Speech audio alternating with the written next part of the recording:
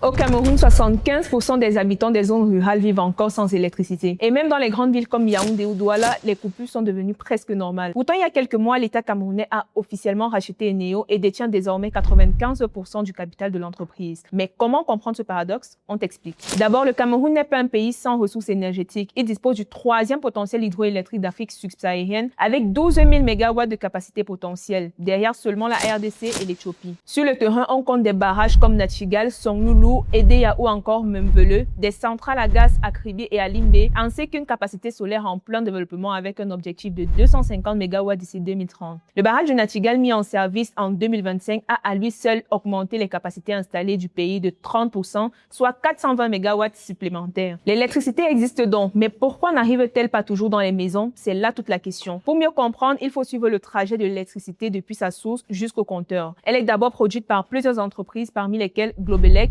KPDC, NHPC ou encore EDF. Cette énergie est ensuite transportée sur de longues distances par Sonatrel. Or, ce réseau de transport présente des signes de vieillissement et de saturation. Enfin, c'est Eneo qui assure la distribution jusqu'aux ménages en desservant environ 1,7 million de clients à travers le pays. Revenons au rachat d'Eneo. L'État est passé de 44% à 95% du capital, les 5% restants étant réservés aux employés. C'est un signal fort, mais derrière cette prise de contrôle se cache une réalité difficile. L'État a hérité d'une entreprise portant 800 milliards de dettes dont 500 milliards dus aux fournisseurs et 80 milliards de créances non recouvrées. À cela s'ajoutent des contrats contraignants comme celui du barrage de Nachigal qui impose des paiements fixes de 10 milliards de francs CFA par mois, que l'électricité soit entièrement consommée ou non. Il existe par ailleurs un défi supplémentaire qui pèse sur l'ensemble du système, la fraude à l'électricité. Pour illustrer l'ampleur du phénomène, les autorités ont récemment démantelé le réseau clandestin d'un seul individu qui alimentait à lui seul entre 300 et 400 ménages de manière illicite. Alors qu'est-ce qui selon toi permettrait d'améliorer concrètement l'accès à l'électricité au Cameroun?